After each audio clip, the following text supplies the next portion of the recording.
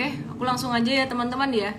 Aku sangat mengapresiasi sekali buat kalian semua yang masih nonton IG Live di kala market kembali sideways ya. Kalian luar biasa, semangatnya luar biasa. Kalau di kondisi market apapun kalian bertahan, nanti di kondisi uptrend pasti kalian juga akan lebih cuan. Dan di kondisi downtrend sekarang sih sideways gitu ya, bukan yang sampai bearish gimana. Nanti kalau misal ada kondisi downtrend atau kondisi bearish, kalian yang belajar tiap hari ngikutin cycle secara penuh bakalan bisa mengantisipasi resiko dengan lebih baik karena mentalnya udah terjaga. Cakep. Oke. Kita langsung aja bahas IHSG.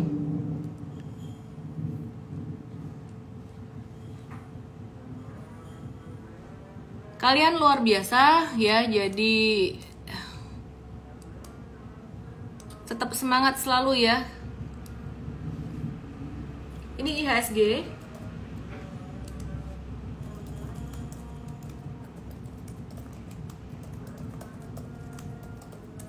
Aku mau kasih gratis Cuantastik Sabtu lagi karena kalian semangat banget buat belajar. Tapi kode promonya aku kasih besok ya, karena hari ini landing page-nya belum jadi untuk Cuantastik Sabtu. Boleh di vote dong Cuantastik Sabtu mau bahas tentang makroekonomi, kondisi makro yang sekarang lagi hawkish lagi, the Fed-nya lagi mau naikin suku bunga lagi, atau kalian pengen belajar tentang strategi trading. Sorry, di luar berisik banget. Aduh, padahal ini ruangan ini di lantai 2, tapi bunyi jalan masih bisa masuk gitu. Sebelah jalan raya karena ya, jadi Cuantastik Sabtu nanti pengennya kita bahas tentang kondisi makro global, bicara tentang the Fed yang hawkish lagi, atau mau bicara tentang strategi swing trading di kala market sideways. Mau yang mana? Boleh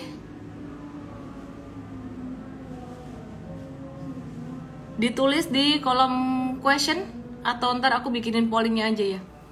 Jangan giveaway karena aku udah member. Jangan gitu dong. Member kan benefitnya dari live trade-nya, dari stock pick-nya, itu benefit utamanya, dan bisa tanya saham, tanya jawab, itu nggak pernah kita kasih buat giveaway sama sekali. Anyway, kita mau lihat IHSG hari ini. By the way, MFAST dibuka lagi ya karena marketnya turun sideways lagi, jadi kesempatan investasi ada lagi. Yang mau tahu tentang MFAST, japri DM saya aja. Oke, terus ini IHSG.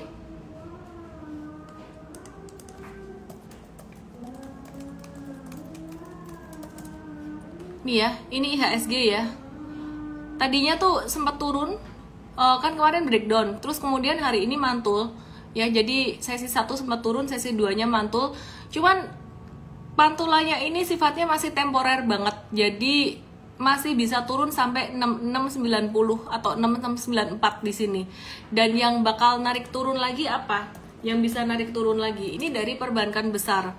Hari ini BCA naik ya, BCA memang koreksi dikit dia bakalan naik gitu. Cuma naiknya ini sifatnya masih temporer, jadi masih ada kesempatan untuk koreksi sampai 8225-an.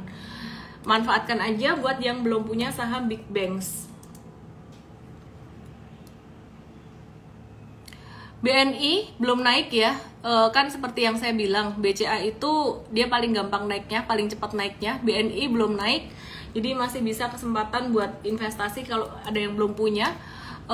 BRI dia juga menurut aku sih posisinya nanggung, jadi kalau mau beli lebih ke BCA, dan kalau bisa nunggu koreksi lagi gitu.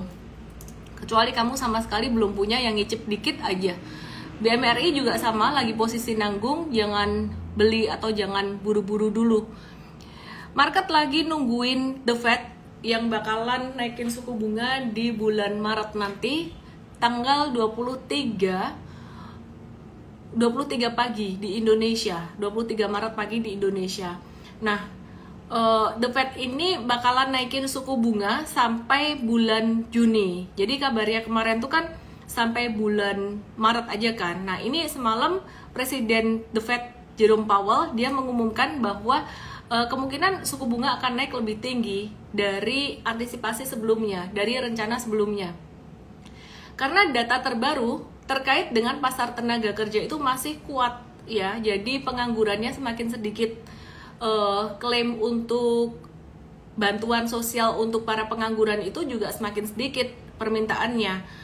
Ya, jadi tadi pagi di morning briefing ada yang bilang, wah tapi kan itu Meta, Google pecat-pecat. Iya sih, ada yang pecat-pecat karyawan.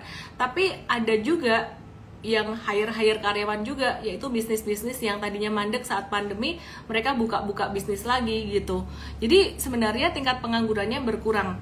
Dan ini bisa memicu inflasi yang lebih tinggi karena semua jadi punya duit gitu. Dan The Fed bakalan naikin suku bunga lagi, yang tadinya rencananya tuh mentok sekitar Maret April, dia berubah jadi potensi mentoknya tuh di Juni mendatang. Efeknya apa di market? Efeknya ya jadi kurang bagus di market, bakalan sideways-nya lebih lama. Tapi yang ditunggu oleh investor besar itu sebenarnya adalah kepastian. Jadi dengan adanya pengumuman ini sudah memberikan sedikit pencerahan atau kepastian buat para investor besar. Jadi mereka udah tahu kira-kira game plan-nya itu gimana, forward looking-nya itu gimana. Akan berbeda kondisinya kalau mereka sama sekali nggak tahu rencana dari The Fed ini bakalan naikin suku bunga, mentok itu di Maret April atau di kapan. Kemarin itu benar-benar nggak ada bayangan. Ketika mereka membaca bahwa pasar tenaga kerja bagus, wah ini The Fed bisa berubah pikiran nih. Mereka tunggu-tunggu dan akhirnya benar hari ini kita mendapat pengumumannya. Sebenarnya tadi malam sih gitu. Nah, jadi konsensus kenaikan suku bunga The Fed itu bisa berkisar 25 basis point sampai 50 basis point dalam satu pertemuan. Jadi pelaku pasar, investor-investor gede ini masih mengantisipasi hasil keputusan The Fed ya, yang akan dikonfirmasi pada 23 Maret mendatang pagi waktu Indonesia. Oke? Jadi paham ya teman-teman ya, kenaikan suku bunga bakalan berlangsung lebih lama sampai Juni, dan ini nggak bagus buat market. Cuman masih lebih mendingan dibanding tidak ada kabar sama sekali. Yang ditunggu oleh investor gede itu adalah kepastian gitu. Pertanyaannya, terus saham-saham gimana nih? Saham-saham big banks dulu gimana? Saham big banks meskipun sempat koreksi, sempat sideways, tapi big banks ini masih selalu menjadi pilihan utama. Karena saham-saham big banks ini, perusahaan big banks ini, mereka tuh punya likuiditas yang sangat besar. Maksudnya gini, mereka lagi punya duit banyak ya. Jadi kita juga tahu kinerja dari 4 perbankan besar ini sempat mencapai level tertinggi atau all time high di Desember 2022 kemarin gitu. Ya, jadi ngomong saya kok berantakan, kayaknya harus minum deh. Bukan iklan, minum Maizun.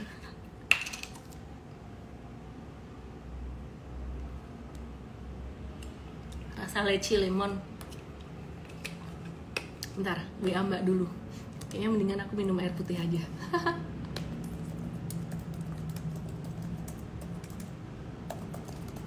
Oke. Sampai mana tadi? Ya, sektor banking ini masih akan jadi pilihan ketika kondisi market lagi sideways kayak gini.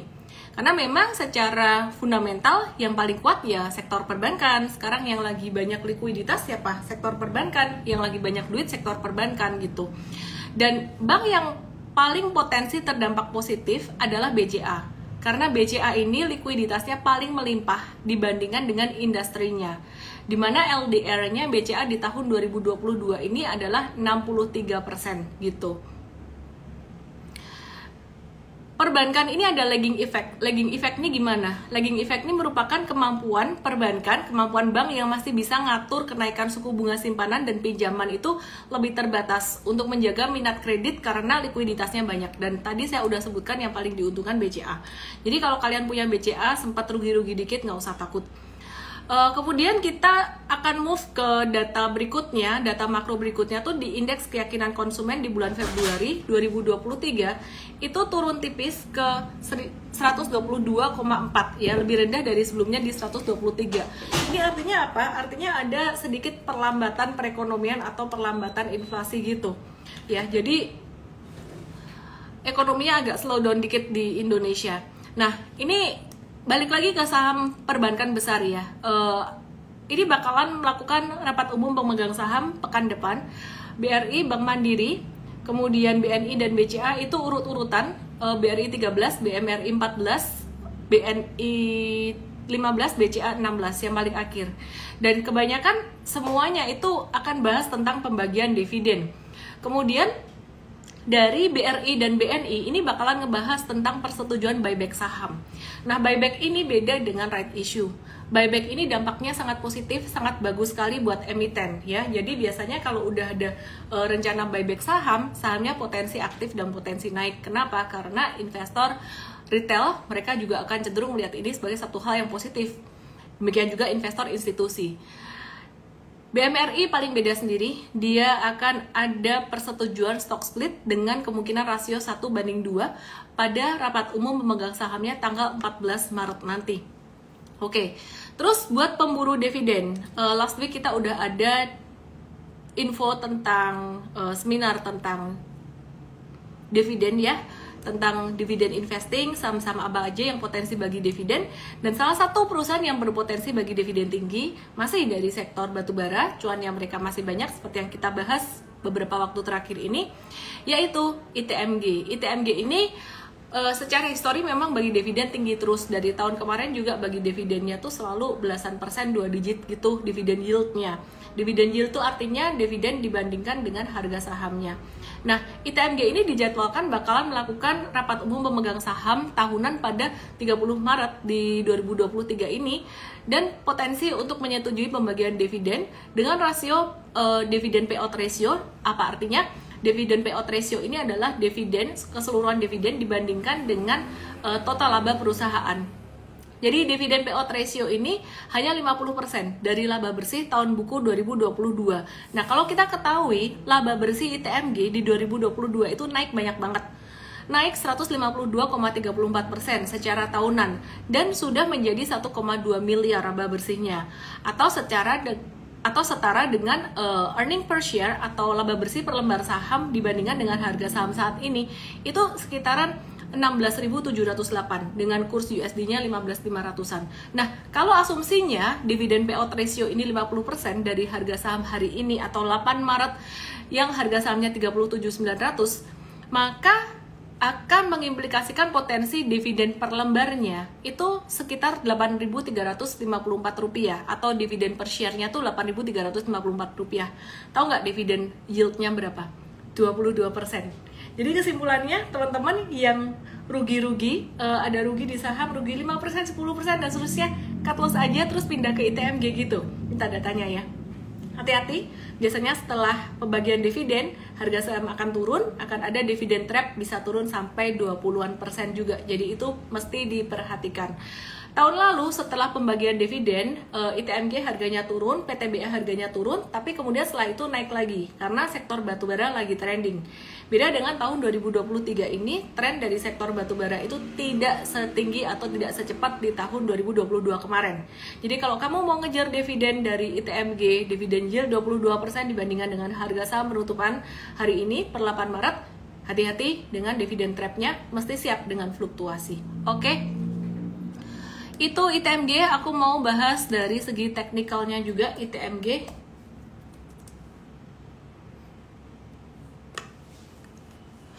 Tadi MTrade ada masuk ITMG, tapi masuknya itu bukan karena dividen dan memang ini untuk trading jangka pendek. Terus kemudian jangka menengahnya kita juga ada ITMG itu di level 37.100 masih di harga-harga sekarang ya, sampai 35 ribuan. Jadi kita kalau ngehold itu bukan karena bakalan bagi dividen gede. Kita tahu sih ITMG dan kawan-kawan bakalan bagi dividen gede, tapi sebenarnya reason dari kenapa MTrade masuk di sini ini karena secara teknikal. Pertimbangan teknikalnya dia habis downtrend terus kemudian ada tanda reversal gitu. Jadi ada tanda reversal ya. Nah, jadi teman-teman di sini tunggu dia ITMG breakout dari 38.350 akan uptrend. Kondisi market saat ini tahun ini sangat choppy sekali, sideways banget. Jadi kita full technical aja ya, kita full technical. Dan kalau ITMG dia ternyata sebelum pembagian dividen dia patah tren, ya kita akan jual. Kita nggak maksain sampai harus tanggal bagi dividen. Tapi syukur-syukur sampai tanggal pembagian dividen dia masih uptrend, ya kita masih hold. Jangka menengah MTrade tuh 37.100 maksimalnya gitu. Terus Indi, kita mau review untuk saham Indi. Indi ini dia mau ada diversifikasi, nggak cuma di batu bara aja. Dia mau garap proyek tambang emas gitu. Dan ini sekarang juga masih sideways di bawah, secara teknikal belum menarik per hari ini. Kalau besok ada pantulan kita akan kabarin di real time M-Trade ya. Jadi untuk swing trading sekarang harus benar-benar real time dengan kondisi market kembali sideways gitu. Nah, Indi ini ada proyek dia bakalan garap tambang emas dan ini bakalan bagus ke depan. Terus kita mau review untuk TLKM. TLKM ini ada sentimen positif.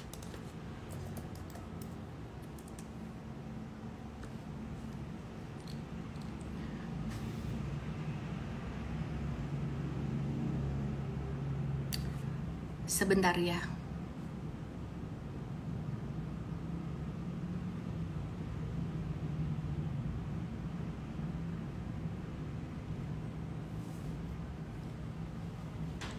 Ya, TLKM ada sentimen positif, dia bakalan fokus proyek bisnis data center. Jadi di akhir 2023 ini Telkom ingin menguasai 40% pasar data center di Indonesia dan pengen jadi pemain utama di Asia Tenggara. Oke.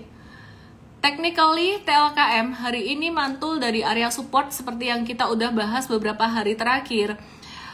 Memang market lagi sideways, tapi banyak banget saham-saham yang dia retrace bekas breakout-nya. Jadi kita lagi watch saham-saham tersebut. Termasuk salah satunya adalah TLKM yang dia sempat breakout dari level MA20 dan MA50-nya beberapa hari, terus kemudian dia retrace gitu. Saya mau bahas Astra International juga. Dia sempat rally karena waktu itu ada kabar bagi dividen besar dan ini sempat koreksi lumayan signifikan dan kita udah mulai untuk watch ASII lagi.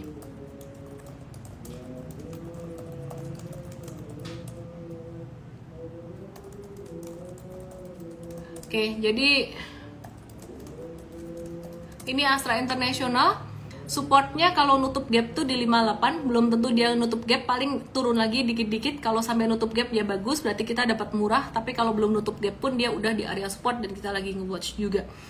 FND di Chunwan market begini kalau udah breakdown langsung cut loss ya guys gitu. Ya bener banget, jadi market lagi balik sideways begini. Ini kalau cuan langsung bungkus, breakdown langsung cut juga gitu. Makanya jadi strateginya balik ke swing lagi. Ada beberapa yang jangka menengah kita masih nge-hold, tapi kita akan jadi sangat hati-hati sekali dengan perubahan atau pembalikan tren. Kita nggak akan pakai trailing stop besar, kita akan pakainya trailing stop kecil, dan itu dijelasin di workshop Super Trader. Anyway, kepanasan ya, kepanasan, nggak tahu AC-nya nggak ini. Oke, lama nggak bahas tentang saham konstruksi. Pemerintah ini sekarang lagi menaikkan anggaran infrastruktur 365,8 triliun rupiah pada APBN 2023. Ya, jadi angka tersebut naik 7% dari kontraksi sebelumnya 13% turun pada 2022. Jadi dulu 2022 sempat diturunin anggaran infrastruktur 13%, sekarang malah dinaikin gitu. Jadi ini akan berdampak positif untuk sektor konstruksi meskipun saat ini BUMN karya masih dalam fase downtrend ya. Ini kita bisa watch ke depan untuk sentimen ini. Oke. BCA tadi aku udah bahas di depan, nanti lihat recordingnya aja ya. Ases gimana? Hari ini turun, breakdown dari MA50, cuman dia masih ketahan garis biru ini, support terakhir 480 dan juga garis merah ini. Jadi masih oke, masih bertahan, sabar-sabar aja dulu. Terus banyak yang nanya SMGR, watchlist trading kita akan kasih tahu di M-Trade besok ya. Hari ini SMGR-nya breakdown ya, kita ada pembatasan risiko dulu, kita ada keluar SMGR-nya. Ada BEP 0,4% sampai rugi 4,4%, ada pembatasan risiko. Terus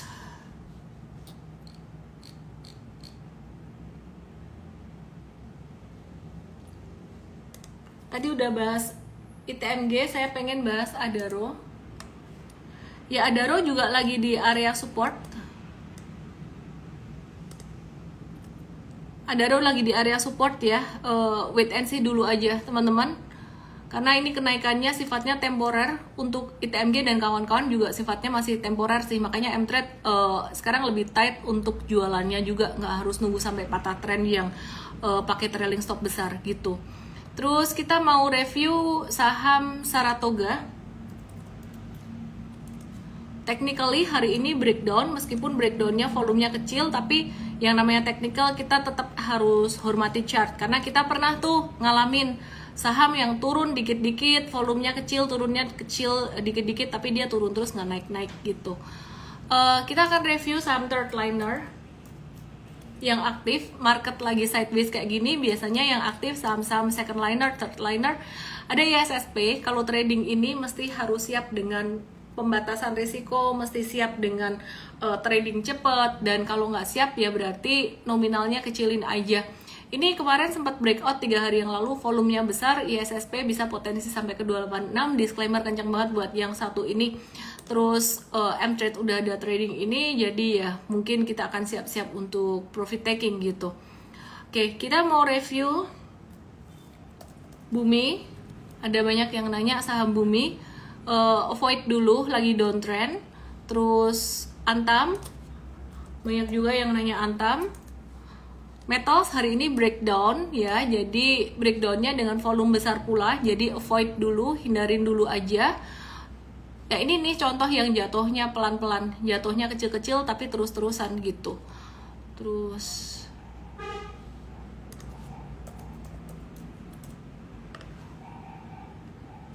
INTP bagus, dia ngebentuk flag, dia konsolidasi bagus. Tapi jangan masuk dulu, wait and see dulu aja ya. Jadi INTP ini untuk swing tradingnya wait and see dulu. Tapi dia bagus ngebentuk flag gitu. Jadi biarin dia sideways zigzag dulu. Masuk dalam watchlist kita juga.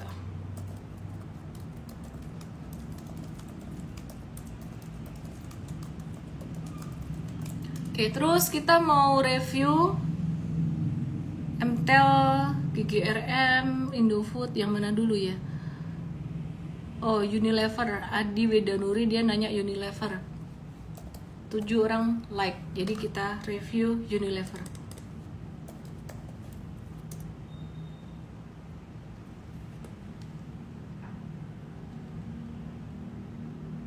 Masih wait and see Unilevernya.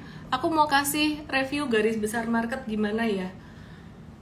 Saya nggak tahu di sini ngikutin IG live saya, ngikutin M-Trade udah dari berapa lama. Tapi kalau kalian ngikutin kami ya dari 2021 kemarin at least, atau 2022, kita ada arahin portfolio itu sebagian besar ke saham big cap perbankan.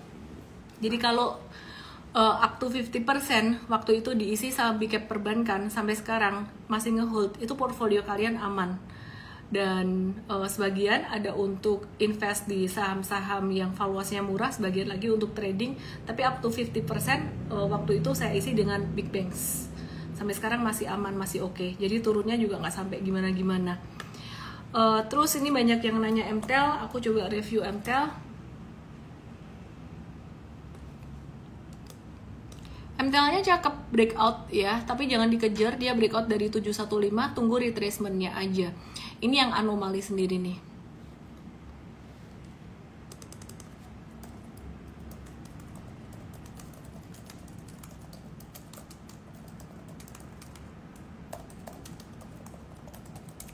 Oke.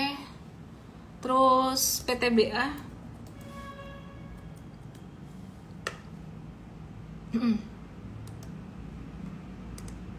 Ya, PTBA kemarin kita ada jual untuk jangka menengahnya, masih posisi cuan. Hari ini dia mantul lagi, tapi kita biarin dulu deh, mantulnya kayaknya temporer aja.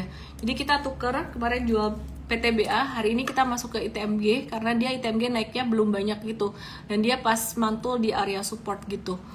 Oke, Elsa mantul di area support juga, kita lagi watch Elsa juga.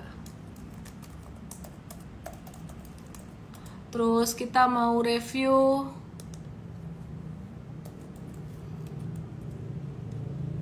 Breeze. Kemarin kita ada spekulatif buy Breeze dan dia lagi nurut banget sama MA20-nya. Kita wait and see dulu buat Breeze-nya.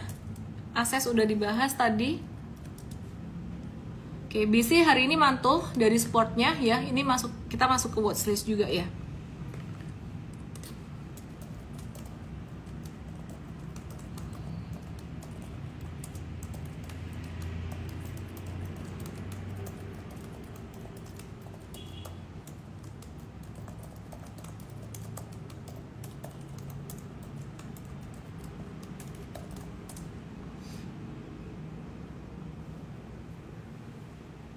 Metals pada sell on news fund ya, ada yang nanya. Metal pada sell on news the fact.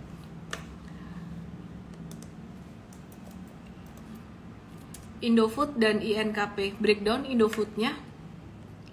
Trader sabar dulu. Kalau ada yang beli ya berarti kena pembatasan resiko. INKP.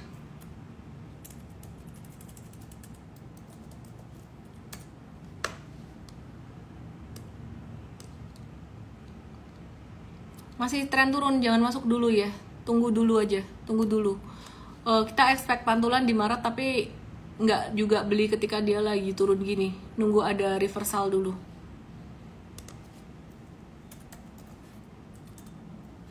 MDKA breakdown, stay away ya. Inco breakdown, wait and see dulu.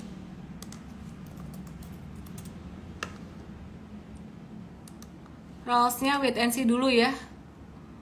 Dia kemarin baru habis breakdown, terus 2 hari yang lalu habis breakdown, hari ini tadi mantul di MA 100-nya, wait and see dulu. Jangan terlalu percaya pada pantulan jangka pendek hari ini.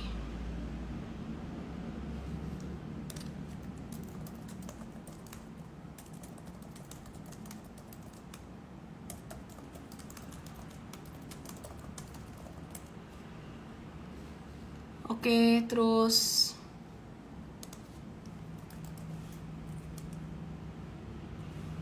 MTEK tren turun, jangan masuk dulu.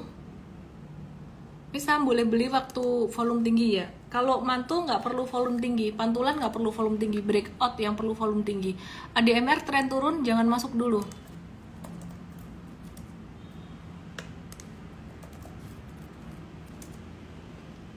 CTRA-nya bagus, kita masuk watchlist. Jadi masih oke dia, meskipun sideways. Terus LSIP jangan dulu ya, CPO baru kemarin breakdown. Kita sambung di morning briefing besok ya teman-teman ya. Jadi biar belajarnya juga nggak overwhelm. Kalau marketnya lagi sepi, aku kasih yang secukupnya aja ya. Jadi biar kalian juga nggak over information. Market saat ini lagi sideways, tetap diikutin terus supaya nanti kalau lagi uptrend kamu lebih cuan, kalau lagi downtrend kamu bisa lebih aman. Terus jangan lupa sekarang kalau saham-saham perbankan lagi konsolidasi atau ada diskon, manfaatkan. Buat yang belum punya mesti ngisi portfolionya dengan saham-saham perbankan yang gede. Terus Astra International itu wajib, selebihnya untuk investasi jangka panjang tipsnya ada di MVest ya. Dibuka lagi untuk MVest-nya karena market kembali sideways. Terus kemudian teman-teman yang trading, ingat pesan saya, di market sideways ini tradingnya mesti berani cuan bungkus, dan kalau turun berani cut loss juga, dan mesti mulai menyiapkan diri behavior kita untuk nanti kalau ARB-nya simetris, udah mulai ARB yang bisa 20-30% itu. Jadi mesti siap-siap dengan teman-teman yang tidak terbiasa dengan cut loss atau pembatasan risiko, porsi trading dikecilin. Ada gas, ada rem, kita tahu kapan ngegas, kita tahu kapan ngerem. Dan kalau bulan lalu kita udah agak ngegas di sektor retail dan consumer goods, sekarang kita mulai agak-agak ngerem dikit gitu. Nah nanti kalau udah pada kena support, beberapa saham udah kena support dan mulai mantul, kita mulai ngegas lagi dikit-dikit gitu ya. Semoga bermanfaat buat teman-teman semuanya. Tumen Miss belakangan ini live cuma 30 menitan ya, biar kalian gak overwhelm lah. Nanti kalau marketnya rame aku lamain lagi ya. Thank you semuanya. Jangan trading yang berujung invest ya. Trading, invest ya invest. Oke, langsung ya teman-teman ke morning briefing M-Trade besok. Kita akan lanjut di morning briefing M-Trade besok ya. Salam profit, good night.